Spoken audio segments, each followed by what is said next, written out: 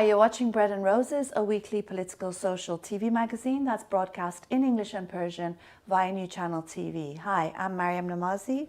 And I'm Faribos Puya. In this week's program, we'll be discussing who's to blame for the terrorist attacks in Paris and Copenhagen. We'll be also showing Mariam's recent speech at the conference on apostasy and Sharia law, where she pays tribute to Charlie Hebdo and other dissidents. In Shocking News of the Week, we'll be discussing the tragic execution of Salman Nassim, a young political prisoner who was imprisoned at the age of 17. And in the Insane Fatwa of the Week, it's from Khamenei, who's basically said that in an Islamic republic, there is no attacks against non-Muslims. Following Paris and Copenhagen, the reasons behind the terrorist attacks have been heatedly debated. Those on the far right will say it's because of Muslim immigration, whilst those on the anti-imperialist left will blame US militarism and racism in Europe as the cause for terrorism. In fact, Islamism, the far-right fascist movement, is directly responsible. I mean, there have been a lot of discussions on the terrorist attacks in Copenhagen and Paris, and one of the strands of this debate is that Muslims and Muslim immigration is to blame. So you have people saying that there should no longer be any Muslim immigrants allowed in Europe. And again, this is, a ridiculous and absurd statement, because the fact of the matter is, and something that we've said very often on this program, is that there is no, homogeneous Muslim group. There are people who are also Muslims, but who have as many different beliefs and opinions and stand in as many different political groupings and positionings as anybody else anywhere in the world. Yeah, I think after any sort of major incidents, all political strands, and they try to give their own narratives of what's happening. The racists blame the immigrants, the people who have interests, people who support the Islamists, to try to sort of blame somebody else. But the reality is that a real analysis shows that these terrorist acts are carried out by the Islamists, and we need to hold them accountable. Specifically regarding the right-wing,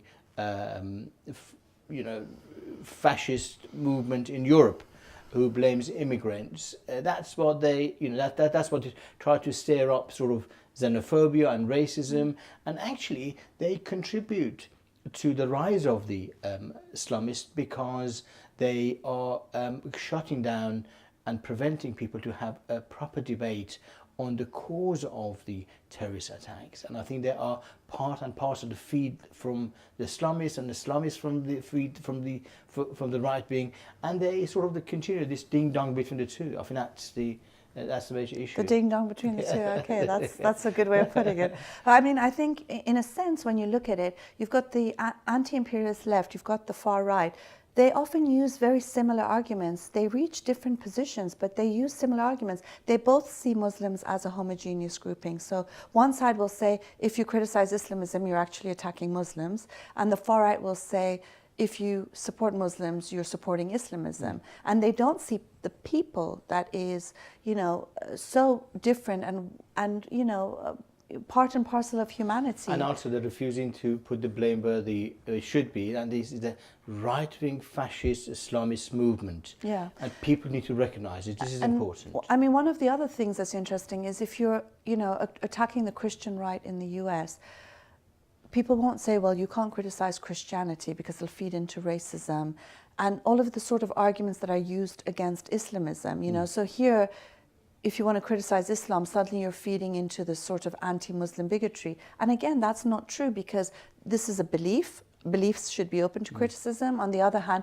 people should be, I think, held sacred, really, and treated with respect, and also seen to be citizens and human beings before their religious affiliations. No, I agree. And most of the people labeled as Muslim are the first victims of the Islamic regime. But I think that brings us to a good point to go and listen to your speech at the recent conference that we had.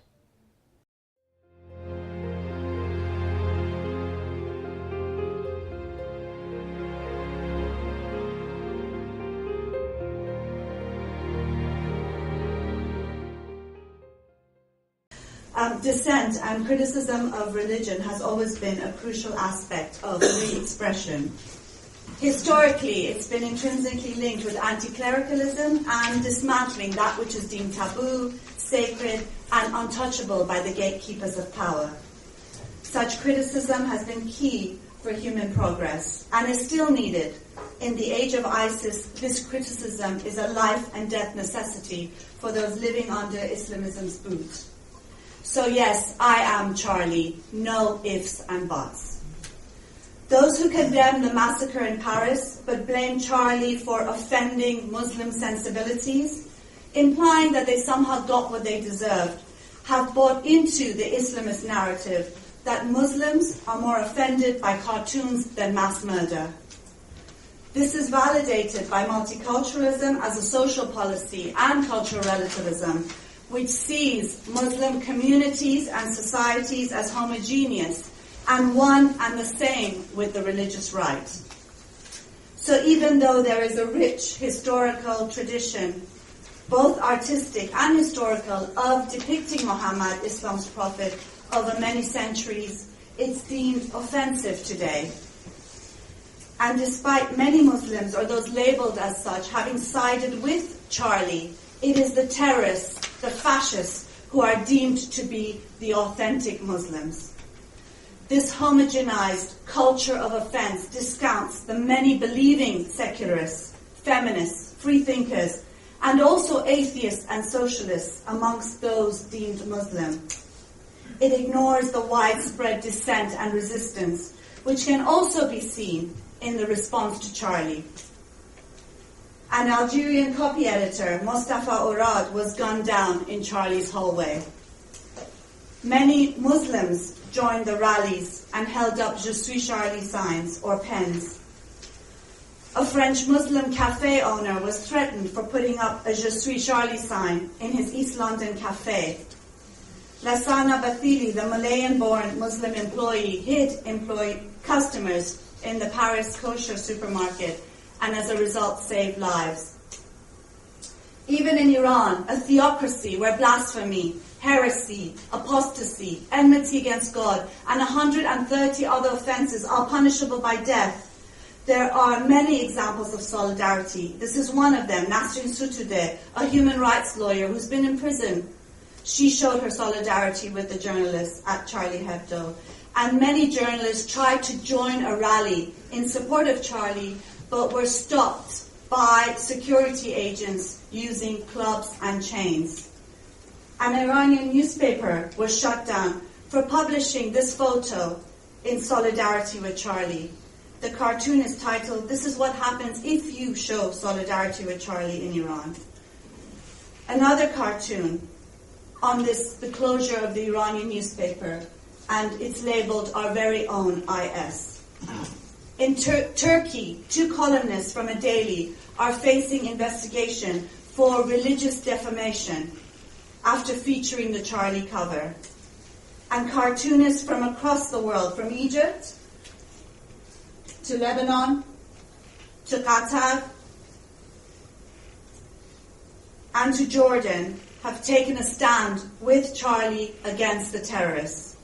And still we are told that Charlie offended Muslims and must be held to account. Clearly, not all Muslims were offended, and even those who were did not go on to kill for it. What is packaged as the culture of offense is really Islamism's imposition of blasphemy laws and theocracy under the pretext of respect for Muslim sensibilities. Only in Europe, of course, does this far-right fascist movement use offense to silence and censor.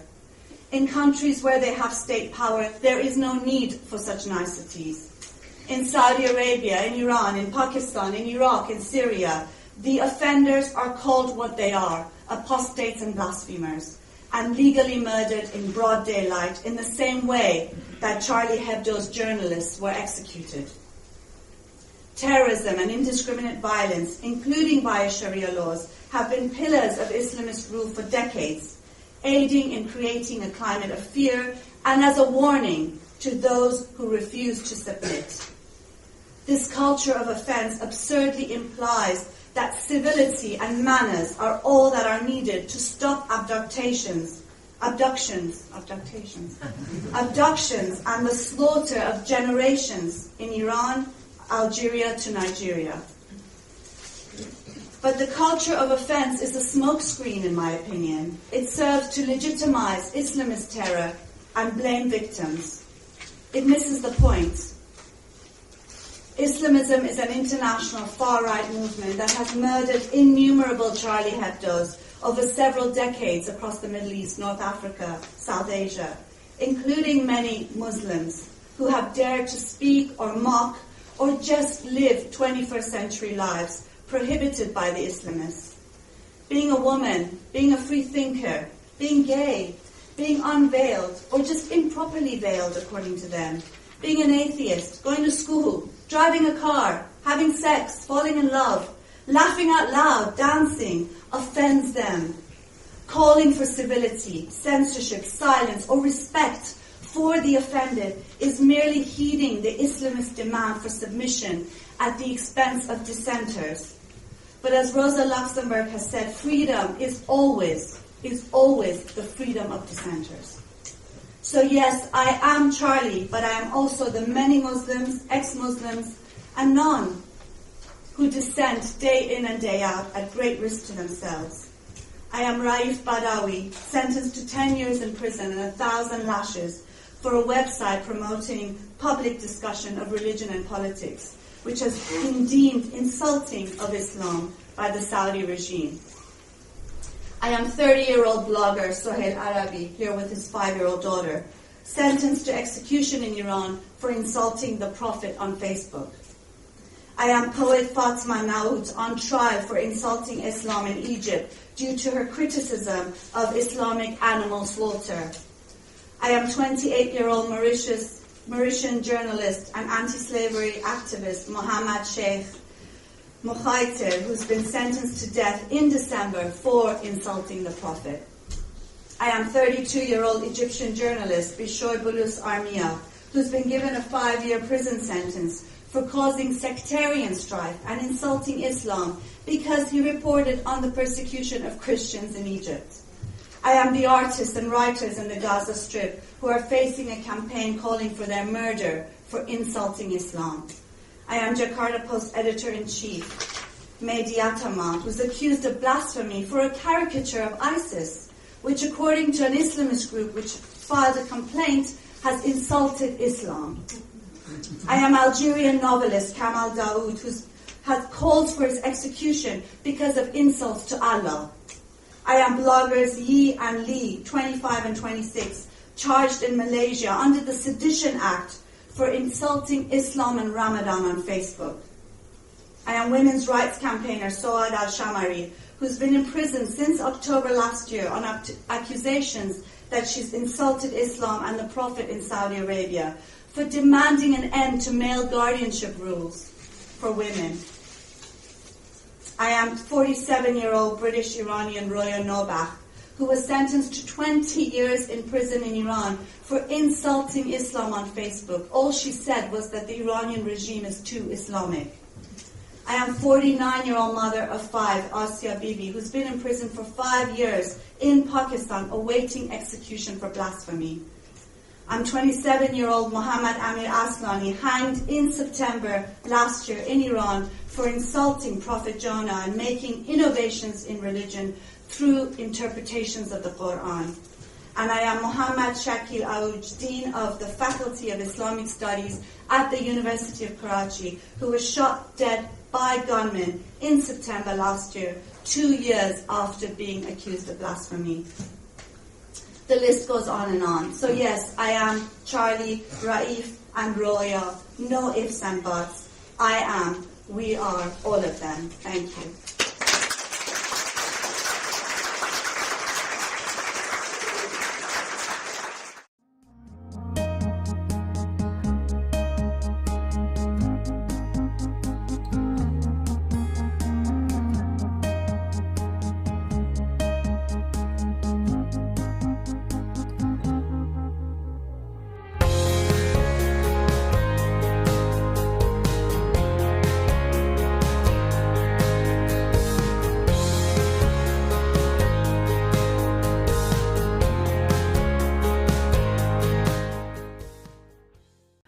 hope you enjoyed the speech on giving tribute to Charlie Hebdo and dissenters across what is considered the Muslim world. But again, it's not the Muslim world. It is part of the world, and there are people who are Muslims and not within those societies. And even if they are Muslims, they don't necessarily all agree with each other, and they definitely don't necessarily agree with the Islamists.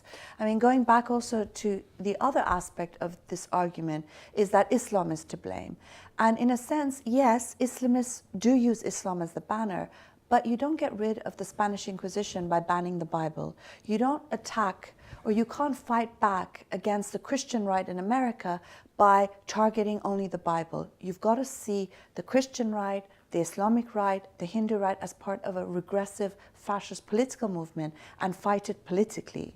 I think I personally believe that there are two aspects to this. One is that to recognize and put the emphasis on the political movement that exists, because these are organized fascist groups. Yeah. You know, in the 60s and 70s, you had the right-wing fascist military juntas in South America, Iran, Middle East, and they were using nationalism as the banner of controlling state power and keeping themselves in position. Now is Islam they're using as a banner. So you recognise this is a political interest, it's a political group, it's a political movement. That's a key, I think, for any decent sort of analysis of the situation. Mm.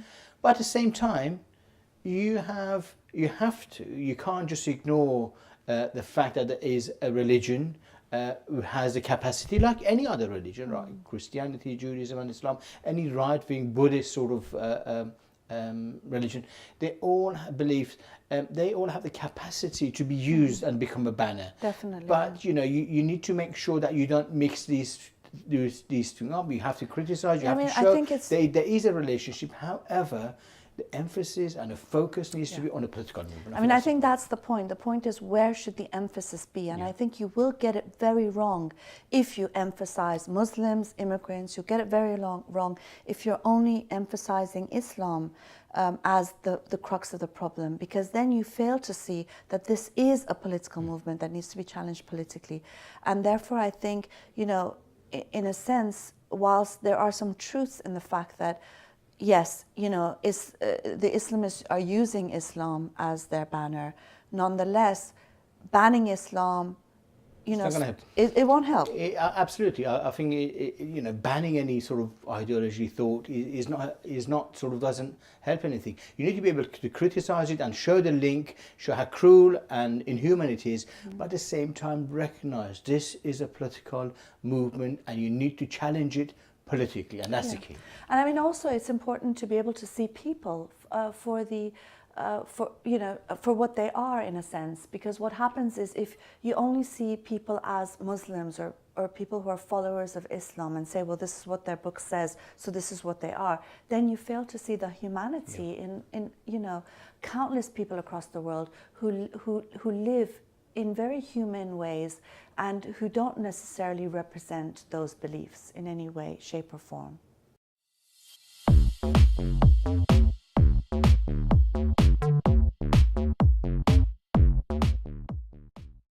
In Shocking News of the Week, we are discussing the tragic execution of Salman Nassim, a young Kurdish political prisoner in Iran who was 17 when he was arrested and charged with enmity against God. Yeah, he was a young man who was arrested by Sepah, Revolutionary Guards on the border in Iran. He was a member of a Peshak, a political group. He was 17 and the Islamic regime had no regard for his age. They condemned him to execution and recently they've executed him. In the final days to his execution, there was huge uproar across the world. People were protesting and objecting to his execution of this young man.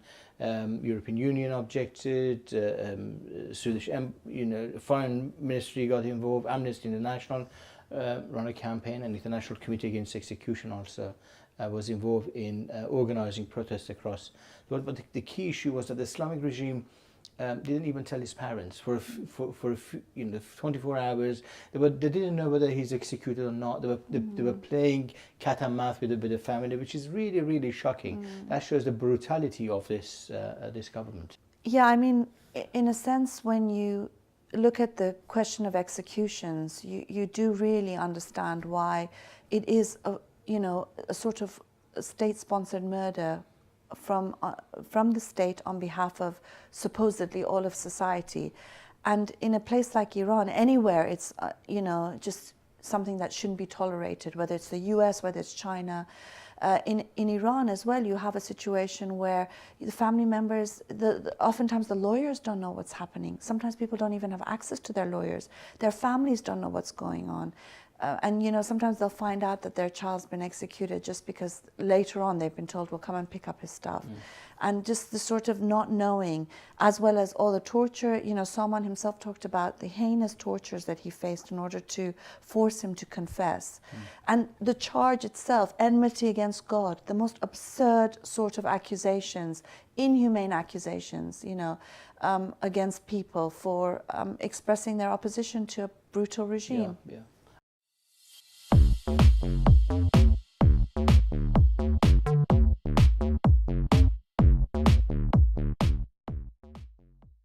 In the insane fatwa of the week, it's one from Ayatollah Khamenei, the supreme spiritual leader of Iran. And he's basically said that in Iran, and in the Islamic Republic of Iran, there are no acts of aggression against non-Muslims. He says this having issued a fatwa against Baha'is, where he said that Muslims should have no contact with them. And he said that in Europe, Muslims have no physical security and they've got no rights. I mean, he's got it all wrong and backwards, upside down, any way, which way you can think of. Supreme leader, spiritual. This guy is the cheek of the propaganda machine of the Islamic regime is bottomless. It's just unbelievable how far they could go. There is no limit to the lying, barefaced lying of the Islamic regime, and he's supreme leader. When the leader sort of says this, he's teaching his sort of followers to argue in this manner, as Reza Moradi said the other day. Yeah. I mean, the thing is that this is just barefaced bullshit propaganda. The reality of the matter is that the Islamic Republic of Iran, under Khamenei's very rule, has slaughtered people, Muslims and non, left, right and center. They have no respect for any human life. How dare they say that there is no acts of aggression against non-Muslims in Iran? I think Khamenei should zip it. Yeah, definitely. Zip it.